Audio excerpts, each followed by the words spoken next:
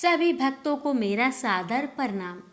आज मैं आप सबके साथ साझा करने जा रही हूँ श्रीमद् भागवत के उन विशेष अध्यायों का पाठ जो विशेषकर आषाढ़ अमावस्या के पवित्र दिन में सुनने से अतुल्य पुण्य और मानसिक शांति प्रदान करते हैं। यह दिन पितरों के तर्पण और पुण्य स्मरण का है। साथ ही गीता पाठ साधक के जीवन में धर्म, अर्थ, काम और मोक्ष चारों पुरुषार्थों की प्राप्ति का साधन है। तो आइए बड़े ही श्रद्धा और प्रसन्नचित मन से इन अध्यायों का श्रवण करें। प्रेम से बोलिए ओम नमो भगवते वासुदेवाय। संजय बोले, हे धृतराष्ट्र।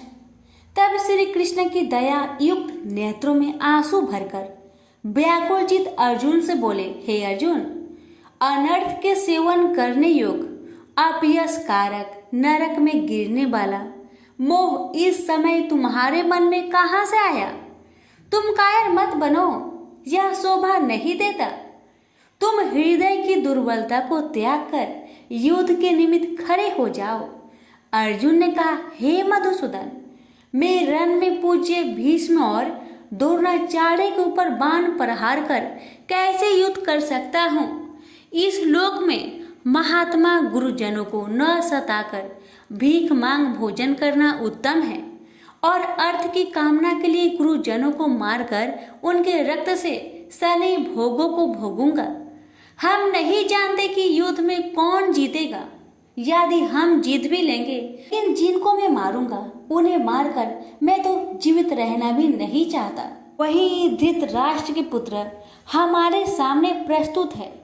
दीनता से मेरी स्वाभाविक वृत्ति नष्ट हो गई है और धर्म के विषय में मेरा चित्त मोहित हो गया है। मैं आपसे पूछता हूँ, जिससे निश्चय करके मेरा भला हो, वह मुझे समझाकर बताइए, क्योंकि मैं आपका शिष्य हूँ और आपकी शरण में हूँ। अतः मुझे ज्ञान शिक्षा दीजिए। मुझे पृथ्वी का निष्कंटक राज्य मिल जाए और देवता का भी आधिपत्य मिल जाए, तो भी ऐसा कोई उपाय नहीं दिखता कि जो मेरी इंद्रियों को दुखाने वाले शोक को दूर करे। हे गोविंद, मैं युद्ध नहीं करूंगा। यह कहकर अर्जुन चुप हो गए।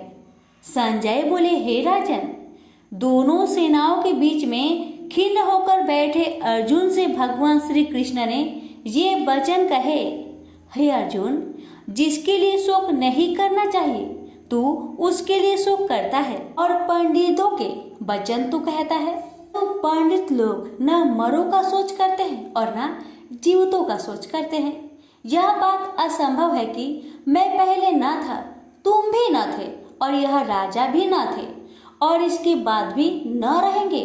जैसे देहधारियों की इस देह का लड़कपन, जवानी, बुढ़ापा ये अवस्था होती है, जैसे ही मृत्यु के बाद दूसरी देह की भी होती है। इसलिए पंडित लोग मोक्ष को प्राप्त नहीं होते। इंद्रियों का सप्तरादि विषयों से संयोग जारा, गर्मी आदि सुख दुख देने वाला है। आने जाने वाले और नाशवान जानकर इन्हें सहन कर।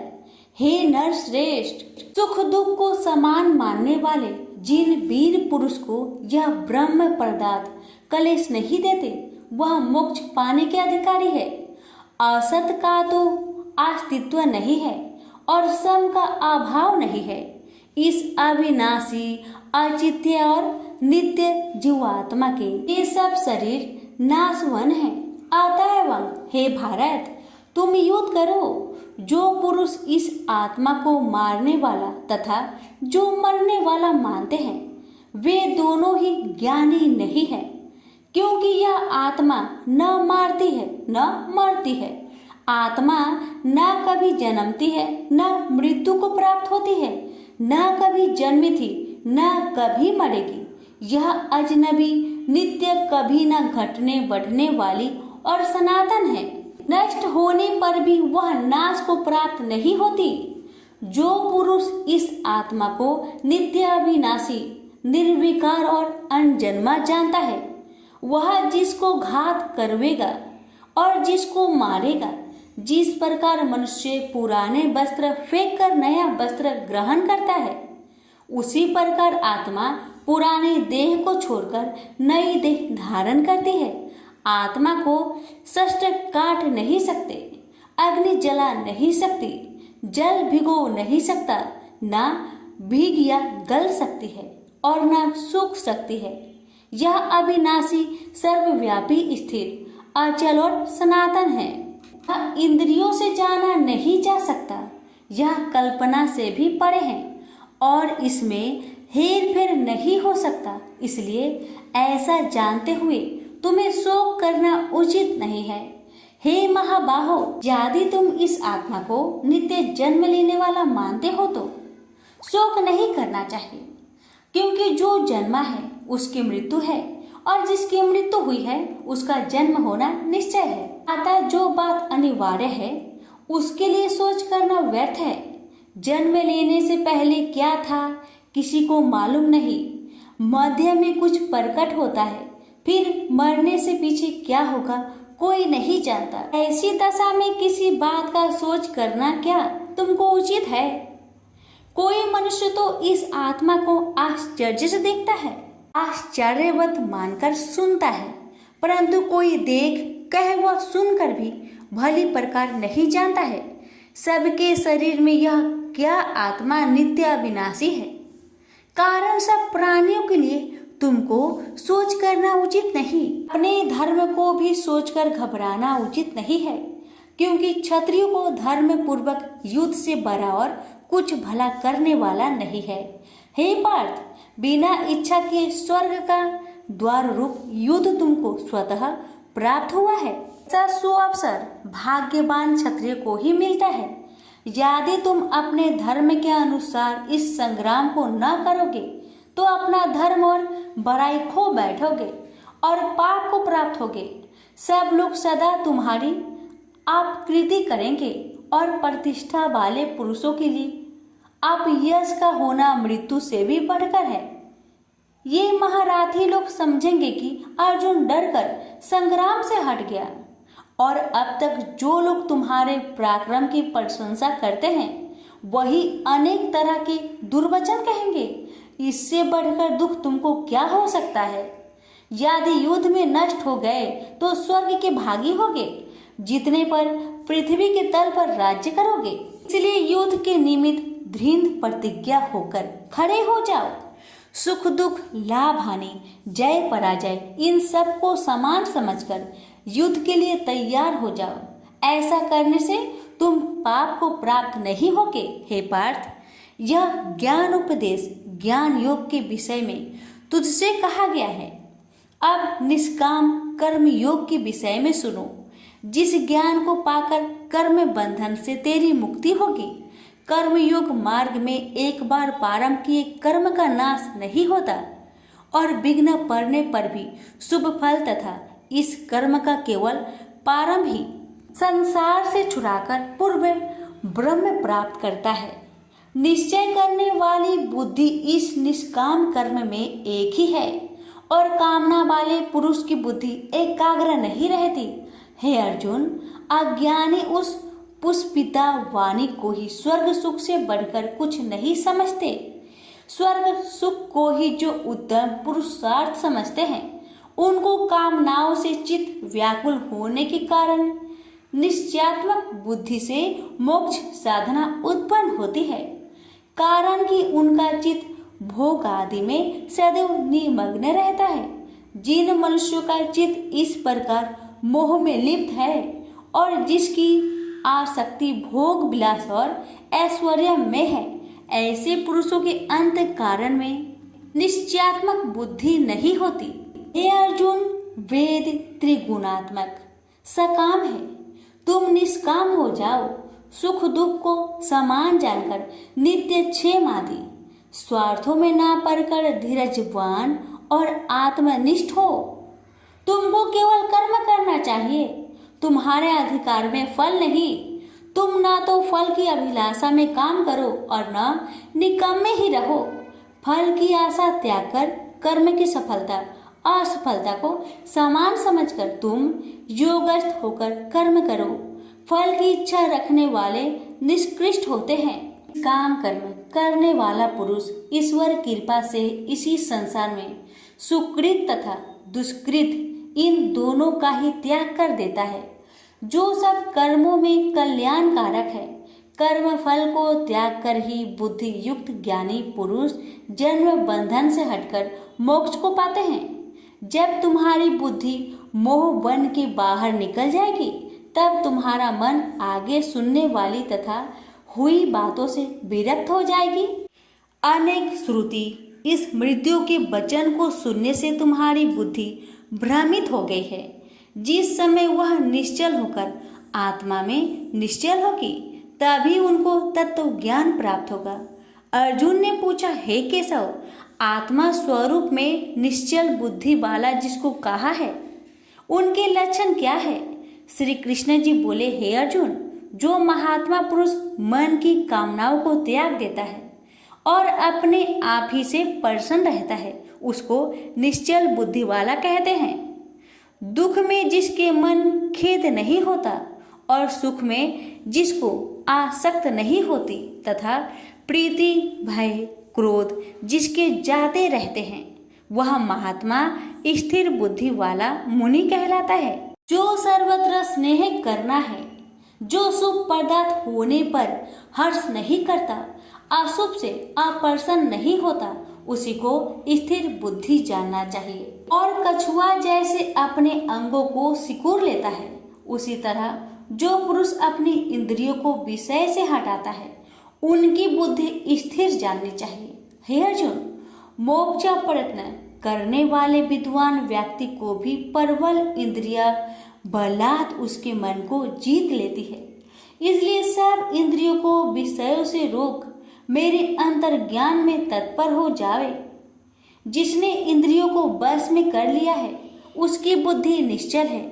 जो पुरुष विषयों के ध्यान में रहता है, उसमें उसकी प्राप्ति हो जाती है। प्राप्ति होने से कामना होती है, इच्छा के पूर्ण न होने से क्रोध से अविवेक होता है, अविवेक से स्मरण शक्ति नष्ट हो जाती है, स्मरण शक्ति के नष्ट होने से बुद्धि क्षय हो जाती है। जिसकी बुद्धि का नाश हुआ, वह विनाश को प्राप्त होता है।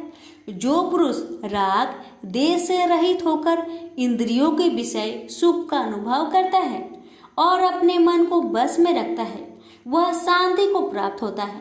शांति मिलने पर सब दुखों का नाश होता है। प्रसन्न चित्त वाले की बुद्धि तुरंत निश्चल हो जाती है। जो पुरुष योग युक्त नहीं है, उनको निश्चल बुद्धि उत्पन्न नहीं होती। भावना के न होने से शांति प्राप्त नहीं होती।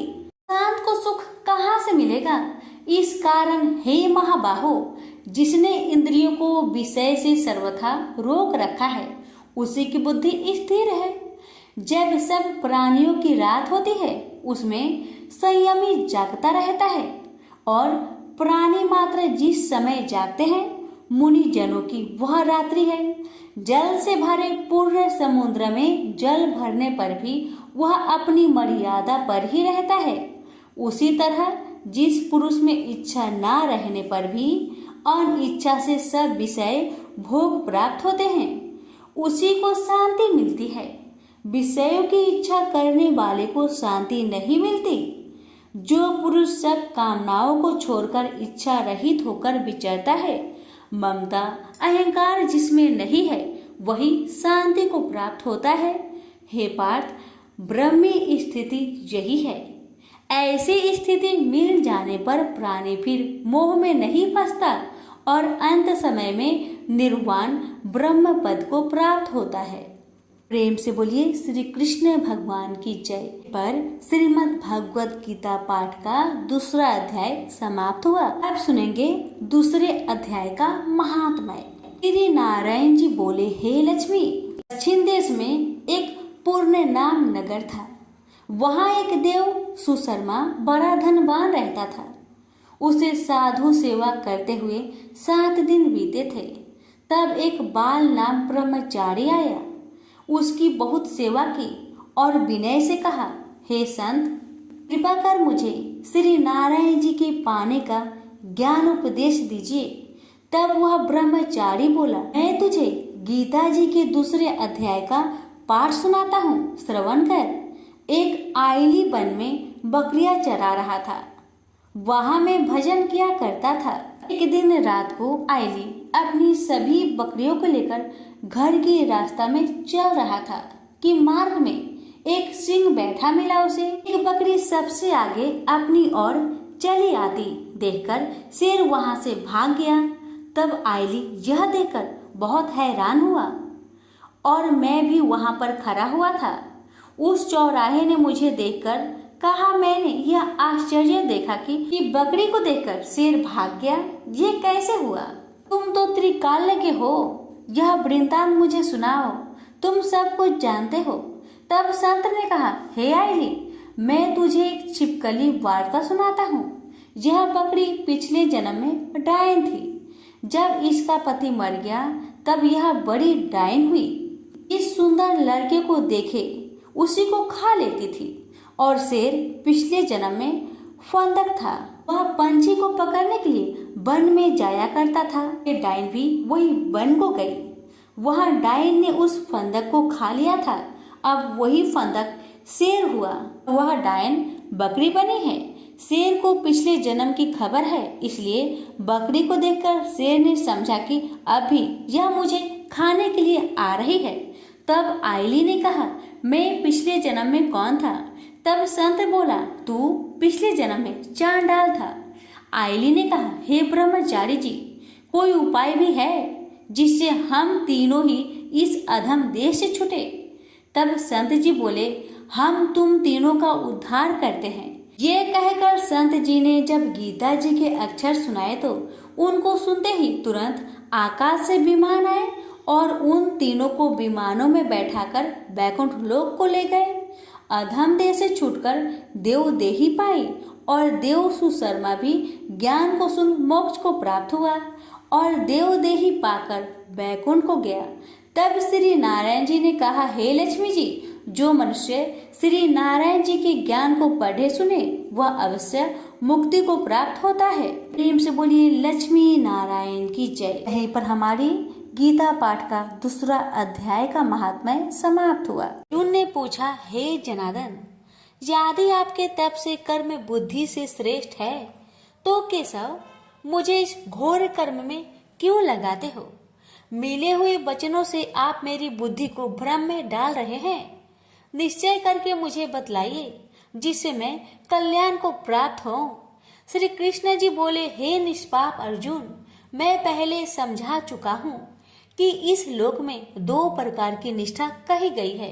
एक तो सांख्य वाले का ध्यान योग, दूसरा योगियों का कर्म योग। कर्मों को पालन न करने से ही कोई निष्कर्म नहीं कहलाता और कर्मों को त्याग करके संन्यास ग्रहण करने से ही किसी को सिद्धि नहीं मिलती। मनुष्य क्षण भर भी कर्म किए बिना नहीं रह सकता। प्रकृति के गुण ही सब मनुष्य को कुछ न कुछ कर्म करने में लगाते हैं। अज्ञानी कर्म निंदियों को रोक कर आत्मा चिंतन करने के बहाने विषय की चिंता करता है, वह पाखंडी मिथ्याचारी कहलाता है। हे अर्जुन, इंद्रियों को मन से दमन कर और विषय में प्रवृत्त न होने देकर उनसे कार्य लेता है, वह कर्म योग का अभ्यास करता है और श्रेष्ठ कहलाता है। अपने धर्म के अनुसार नियमित कर्म के करने से कर्म को करना अच्छा है। बिन कर्म किए निमित्त किए जाने वाले कर्मों को छोड़कर जितने कर्म हैं उनके करने से मनुष्य का बंधन होता है। अतएव तुम फल की इच्छा त्याग कर यज्ञ करने के लिए कर्म करो। सृष्टि के आरंभ काल में ब्रह्मा जी ने यज्ञ सहित प्रजा को उत्पन्न कर प्रजा से कहा था, यज्ञ आदि कर्म करके वृद्धि को प्राप्त होंगे। यही कर्म तुम्हारे निमित्त कामधेनु होवेंगे। इस यज्ञ से तुम देवताओं को संतुष्ट करते रहो और देवता भी तुमको संतुष्ट करेंगे। इस प्रकार परस्पर वर्ताव करते हुए तुम और देवता कल्याण को प्राप्त होगे। यज्ञ आदि कर्मों से प्रसन्न होकर देवता तुमको इच्छित सुख की सामग्रियां देंगे, परंतु उनके लिए हुए दान को जो बिना उनका भोग लगाए ग्रहण करता है वह चोर है। पंच महायज्ञ करके जो शेष बचा हुआ भोग ग्रहण करते हैं वे पापों से मुक्त हो जाते हैं, और जो अपने निमित्त ही अन्न पकाते हैं वे पापी मनुष्य पाप को ही भक्षण करते हैं। अन्न से ही प्राणियों की उत्पत्ति होती है। अन्न मेघ से उत्पन्न होता है, मेघ यज्ञ द्वारा बरसता है, और यज्ञ की उत्पत्ति कर्म से होती है। कर्म की उत्पत्ति ब्रह्म से हुई है, और ब्रह्म अक्षर परमात्मा से। इस कारण सदा पदार्थों में रहने वाला जो ब्रह्म है वह सब योगों में प्रस्तुत है। हे पार्थ, इस प्रकार चलाए हुए आसक्त अज्ञानियों की बुद्धि में ज्ञान भेदभाव उत्पन्न न करे, परंतु आप स्वयं कर्म करता हुआ उसमें भी प्रसन्नता पूर्वक कर्म करावे। अर्जुन, सब कर्म प्रकृति के गुणों करके ही उत्पन्न होते हैं, परंतु जिनकी बुद्धि अहंकार से भ्रष्ट है ऐसे मूर्ख लोग समझते हैं कि हम करता है, परंतु जो गुण और कर्म के विभाग का सच्चा तत्व जानता है वह ज्ञानी पुरुष यह समझकर इसमें आसक्त नहीं होता कि गुण का यह खेल आपस में हो रहा है। प्रकृति के गुणों को भूले हुए मनुष्य गुण और कर्मों से आसक्त होते हैं। उन अल्पज्ञ मदों के ज्ञानी पुरुष कर्म मार्ग से चलायमान ना करें। हे अर्जुन, अध्यात्मक बुद्धि से तुम सब कर्मों को मुझ पे अर्पण करके कर्म फलों की आशा ममता को छोड़कर संग्राम करो। जो पुरुष श्रद्धा पूर्वक मेरे वचनों पर दृष्टि दोष ना करके मेरे इस मत के अनुसार आचरण करते हैं वे लोग कर्म बंधन से निश्चय मुक्त हो जाते हैं, और जो अज्ञानी मेरे इस मत पर दोष दृष्टि करते हुए इसको ग्रहण नहीं करते वे संपूर्ण ज्ञान से रहित है। उनको नष्ट हुआ जानो। अपना कठिन धर्म भी दूसरे के सहज धर्म से हितकर होता है। धर्म में मरना भी कल्याणकारक है, परंतु अन्य धर्म भयानक है। अर्जुन ने कहा, हे विष्णु नंदन श्री कृष्ण, पुरुष को पाप करने की इच्छा ना होते हुए भी उसे कौन बलात् पाप के मार्ग में प्रवृत्त कराता है। कृष्ण भगवान बोले, हे अर्जुन, रजोगुण से उत्पन्न होने वाला काम व क्रोध मनुष्य को पाप मार्ग में ले जाता है। ऐसा करके उत्पन्न इच्छा कभी तृप्त नहीं होती। ये महापापी और घोर शत्रु हैं। जैसे धुआं से अग्नि, धूल से तर्पण और झिल्ली से गर्भ का बालक ढका हुआ है, उसी प्रकार विषय की इच्छा से आत्मज्ञान ढका हुआ है। हे कुंती पुत्र, इस शत्रु काम को मार के ज्ञानियों का ज्ञान आच्छादित हुआ है और सदा अग्नि की तरह तृप्त नहीं होता। इंद्रिया, मन और बुद्धि इस काम के आश्रय स्थान है। इनके सहारे इस स्वेच्छा ज्ञान को आच्छादित करके जीवन को मोहित कर लेती है। अतएव तुम सर्वप्रथम इंद्रियों को बस में करके ज्ञान और विज्ञान को नष्ट करने वाले इस पापी काम को अवश्य ही जीतो। कहते हैं कि इंद्रिया सबसे प्रबल है और इंद्रिया से भी प्रबल मन है। इस प्रकार जो बुद्धि से परे हैं उस आत्मा को जानकर निश्चयात्मक बुद्धि द्वारा मन को निश्चल करे। हे महाबाहो, तुम दुर्धर शत्रु को जीत लो। तुमसे बोलिए श्री कृष्ण भगवान की जय। यहीं पर श्रीमद् भगवत कथा 3रा अध्याय समाप्त हुआ। अब सुनिए महात्म्य। श्री नारायण जी बोले, हे लक्ष्मी, एक क्षुद्र महामूर्ख अकेला ही वन में रहता था। बड़े अनर्थों से उसने बहुत सा द्रव इकट्ठा किया। किसी कारण से वह सब द्रव जाता रहा। अब वह क्षुद्र बहुत चिंतित रहने लगा। किसी से पूछता कि ऐसा उपाय बताओ जिससे पृथ्वी में गरा हुआ धन मुझे मिले। किसी पूछता कोई अंजन बताओ जिसे लगाने से पृथ्वी में गरा हुआ धन दिखे। तब किसी ने कहा मांस मदिरा खाया पिया कर। तब वह खोटा कर्म करने लगा, चोरी करने लगा। एक दिन धन की लालसा कर चोरी करने गया। मार्ग में चोरों ने मार दिया। तदंतर उसने प्रेत की योनि पाई। उस प्रेत योनि में उसे बड़ा दुख हुआ। एक बट वृक्ष पर रात दिन चिल्लाया करता कि कोई ऐसा है तो इस अधम देह से छुड़ाए। कुछ समय बाद क्षुद्र की स्त्री से पुत्र जन्मा। जब उसका पुत्र बड़ा हुआ तो एक दिन अपनी माता से उसने पूछा, मेरा पिता क्या व्यापार करता था और उसका देहांत किस प्रकार हुआ। तब उसकी माता ने कहा, हे बेटा, तेरे पिता के पास बहुत द्रव था, वह सब व्यर्थ ही जाता रहा। वह धन के चले जाने से बहुत चिंतित रहने लगे। एक दिन धन की लालसा में चोरी करने गया, परंतु मार्ग में उसे चोरों ने मार डाला। तब बेटे ने कहा, हे माता, उसकी गति कराई थी? माता ने कहा, नहीं कराई। बेटे ने कहा, हे माँ, उसकी गति करानी चाहिए। माँ ने कहा, अच्छी बात है। तब वह पंडितों से पूछने गया और जाकर प्रार्थना की, हे स्वामी, मेरा पिता एक दिशा में जाकर मृत्यु को प्राप्त हुआ, अतः उसका उद्धार किस तरह होगा? पंडितों ने कहा, तू गया जी जाकर उनकी गति कर, तब पितरों का उद्धार होगा। यह सुन उसने माता की आज्ञा लेकर गया जी को गमन किया। प्रयागराज दर्शन स्नान करके आगे को चला। रास्ते में एक वृक्ष के नीचे बैठ गया। वहां उसको बड़ा भय प्राप्त हुआ। वहां वही वृक्ष था जहां उसका पिता प्रेत योनि को प्राप्त हुआ था। उसी जगह चोरों ने उसे मारा था। तब उस बालक ने अपना गुरु मंत्र पढ़ा। उसका एक नियम था, वह एक अध्याय श्री गीता जी का भी नित्य पाठ किया करता था। एक दिन उसकी पिता ने प्रेत की योनि में सुना तो सुनते ही उसकी प्रेत योनि फूट गई और देवदेही पाई। स्वर्ग से विमान आए और वह विमान पर चढ़कर पुत्र के सामने आया और आशीर्वाद देकर कहा, हे पुत्र, मैं तेरा पिता हूँ जो मरकर प्रेत हुआ था। तेरे गीता पाठ करने से मेरी देवदेही हुई है। अब मेरा उद्धार हुआ है और तेरी कृपा से मैं स्वर्ग को जाता हूँ। अब तो गया जी को अपनी खुशी से जा। इतने सुनकर पुत्र ने कहा, हे पिताजी, कुछ और आज्ञा करो जो मैं आपकी सेवा करूं। तब उस देवदेही ने कहा, देख, मेरी 7 पीढ़ियों के पितर नरक में पड़े हैं। अब तू गीता जी के 3रे अध्याय का पाठ करके उनको भी इस दुख से मुक्ति प्रदान कर। इतना वचन कह वह देवदेही स्वर्ग को गए। तब उस बालक ने वहीं पर पुनः गीता जी के 3रे अध्याय का पाठ किया और सब पितरों को उसका पुण्य देकर वैकुंठवासी हुआ। जो प्राणी श्री गीता जी का पाठ करे या श्रवण करे, उसका फल कहने में नहीं आ सकता। तब श्री भगवान जी बोले, हे लक्ष्मी, यह 3रे अध्याय का जो फल मैंने तुमसे कहा वह तुमने सुना है। प्रेम से बोलिए, लक्ष्मी नारायण की जय।